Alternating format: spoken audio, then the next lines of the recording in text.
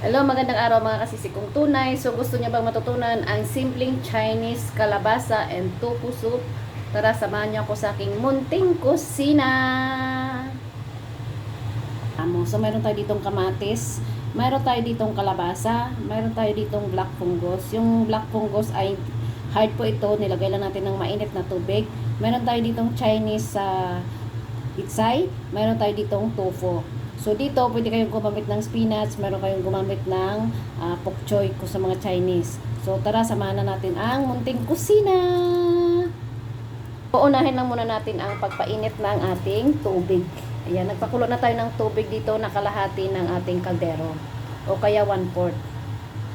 Dito, uunahin lang muna natin yung ating kamatis. So ilalagay na natin yung ating kamatis.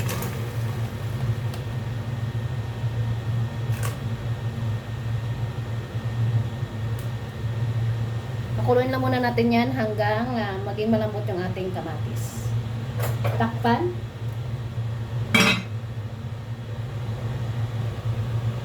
At yung sunod na natin na ilalagay ay ang ating kalabasa.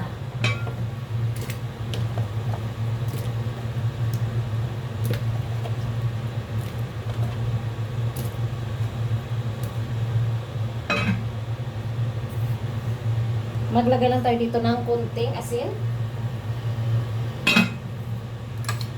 Paminta o magic sarap kung ano pang seasoning ang pwede mo ilagay. Sa amin kasi naglalagay lang si amo ng asin at paminta. Pag ganito na yung texture ng ating soup, ilalagay na natin yung ating black fungus.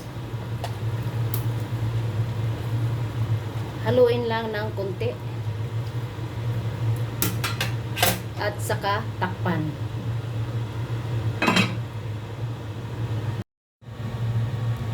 At pagkatapos ng ilang segundo, ilalagay na natin yung ating Chinese pizza, pero huwag nating haluin. Idiin lang natin siya ng bahagya.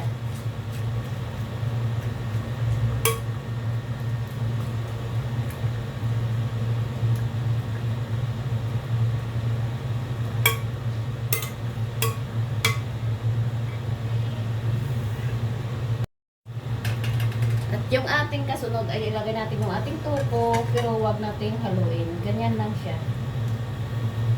Tapos, ayan. So, ganyan na yung ating soup.